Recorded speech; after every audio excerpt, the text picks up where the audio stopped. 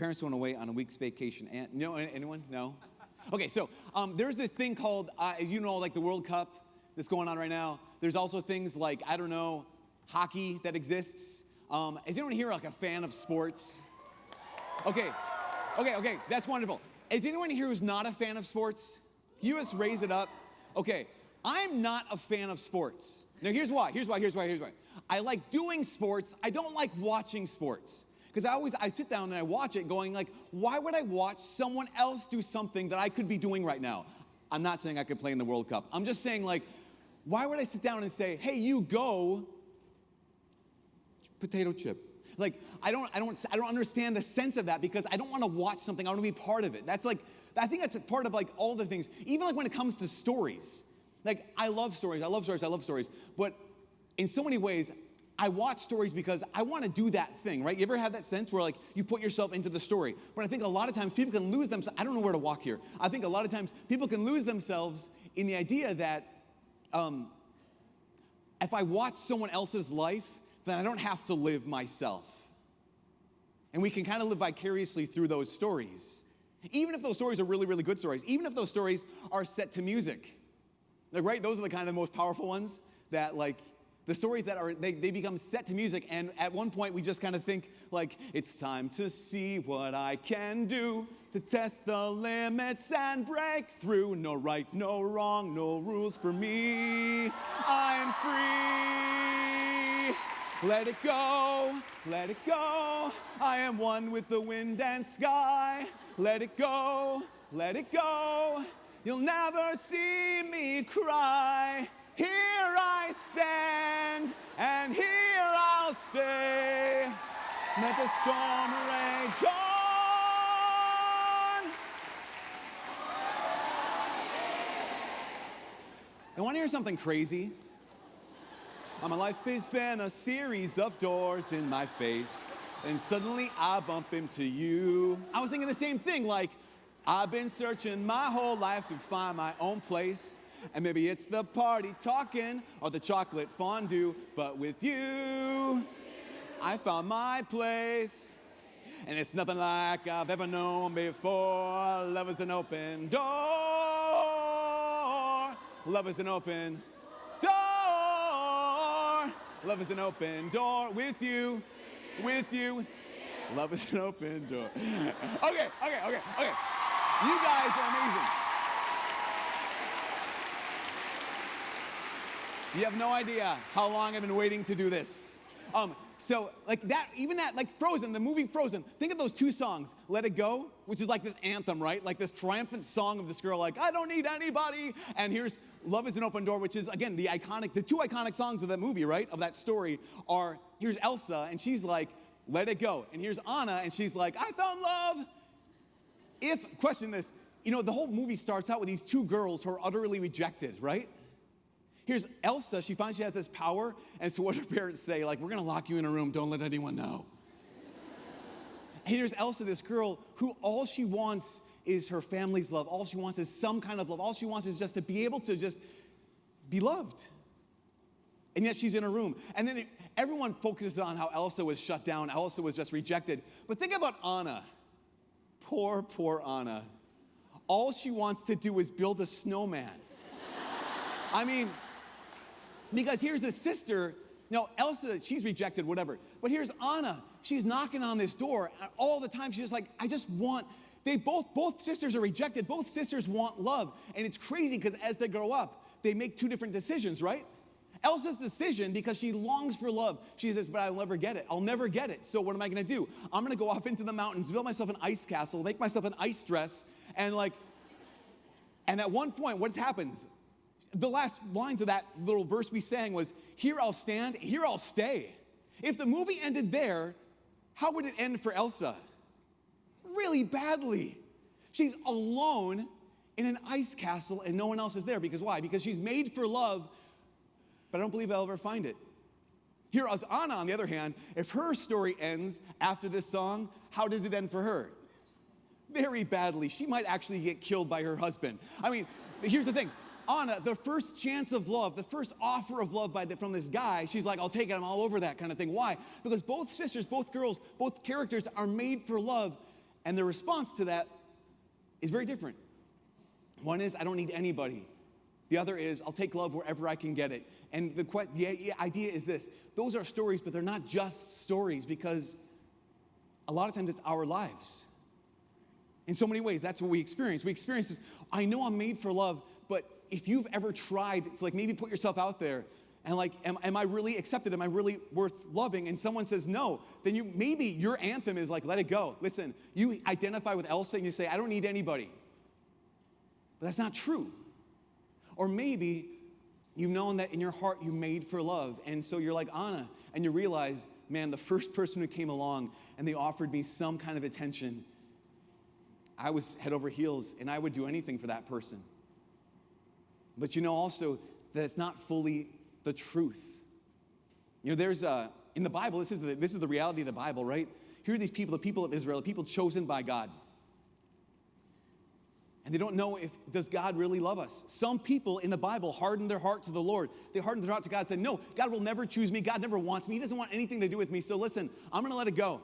I'm off on my own. And if the story ended there, they would end alone in death. And some others would turn their hearts to anyone else and anything else other than God.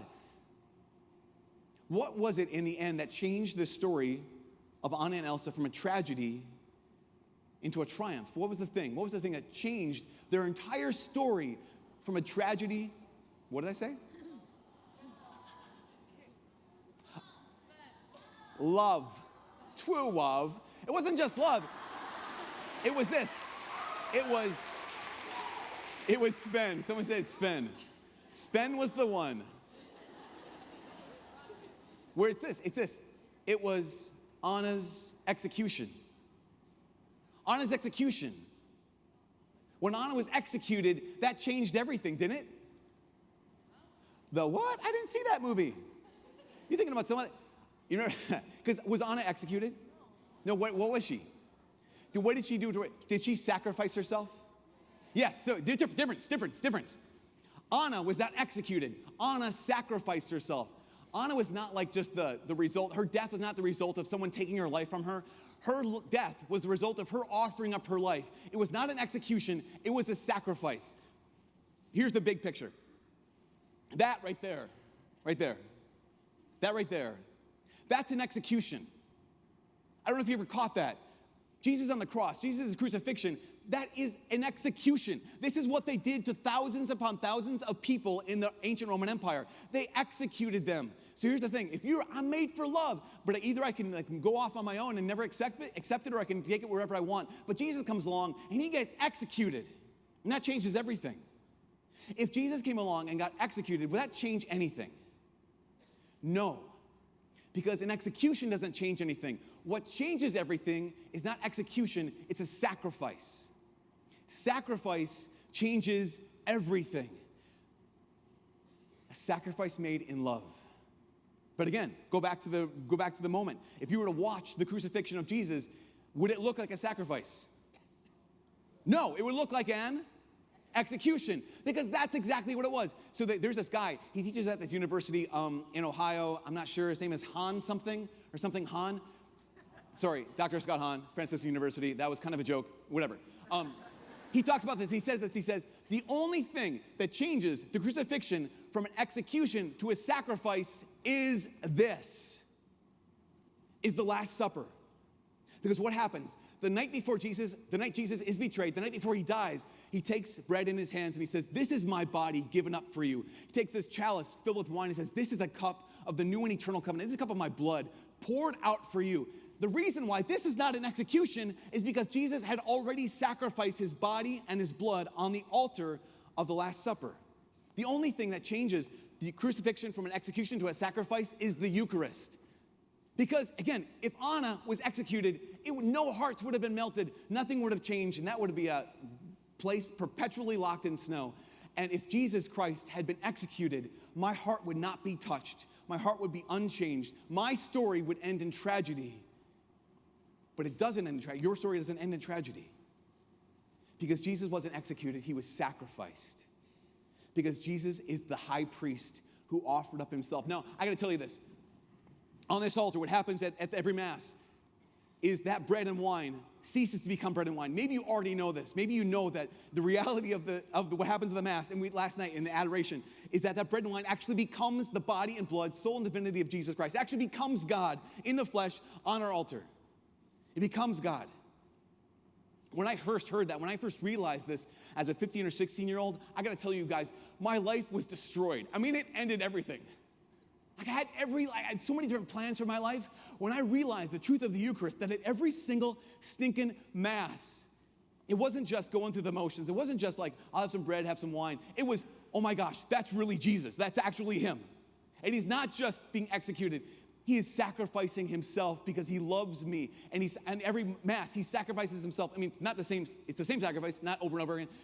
It's the sacrifice of Christ that he made because he loves you. It's actually him. Just like, here's Anna. What does she sacrifice? She sacrifices her whole body, her whole life. And that sacrifice of her whole life, her whole body, changes hearts. And the sacrifice of Christ's whole life, whole body, redeemed the entire world. Do you realize that's what's going to happen? At every Mass, every sacrifice of the Mass, every time we offer up the body and blood of Jesus, it redeems the world. It saves the world. It actually does something. So many times we go to Mass, right, and we just kind of go through the motions. Stand up, sit down, lean to the left, lean to the right, fight, that kind of idea. But at every Mass, it does something. It is the sacrifice of Jesus Christ once for all that changes the world. Now, I imagine if we realized that, we would pay to watch that. Like we'd pay to watch that kind of thing. Like to pay to watch the sacrifice that redeems the world. But here's the crazy thing. Who here's been baptized? A couple of you. If you've been baptized, I don't know if you know this about yourself, if you were baptized, you were anointed 3 things. You were anointed a king or queen. You were anointed a prophet. And at your baptism, you were anointed a priest. I don't know if you knew this. This is not like, what? He's a crazy priest. No, it's actually happened. You were anointed at your baptism. You were anointed priest, prophet, and king or queen. You were anointed a priest. Now, here's the thing. Oftentimes, we come to Mass and we watch. That's the story. It's happening right there. Priest is doing his thing. Well, that's true. Like, we're ministerial priests. We offer up the sacrifice of the Son in his body, son, of blood, holy, and you know the whole deal, up to the Father in the power of the Spirit. We're ministerial priests, and you need ministerial priests to do this. But for crying out loud, you are all kingdom priests. If you've been baptized, you're a kingdom priest. And I have to ask the question, have you been spending your entire life wasting your priesthood? Because if you've just been showing up, going to Mass, and watching the priest do his deal behind the altar, then what has been happening is you've been wasting your priesthood your entire life. Because the Mass is not a spectator sport. I hate spectator sports. I don't want to watch someone else do it. I want to do it. And that's the crazy thing about being Catholic, is you get to. Like, I'm going to say this. Starting today, yesterday was the last time you ever went to Mass and just watched. I want to say, starting today is the first day of hopefully realizing that you are a kingdom priest. And at every single Mass, you have the opportunity, the privilege. You're part of this story. You're a priest. And you get to offer up the sacrifice of the Son to the Father in the power of the Holy Spirit. But here's the last thing. You ready for this? The last thing is this. Jesus is the high priest, but he is also the victim. He's also the victim. He's the one that gets sacrificed. He's not executed, he's sacrificed. If you're a priest, that means you're not only going to offer the sacrifice, that means you have to be the victim too. And I know so many of you, this morning, you have stuff going on in your life that has broken you down. Things people have done against you, maybe things you've even messed up in your own life, maybe things that just an accident happened, and maybe you find yourself unable to think straight, or to love straight, or to walk straight, or to whatever it is, maybe just feel broken. You can either be executed, or you can hand that to the Father and be a sacrifice.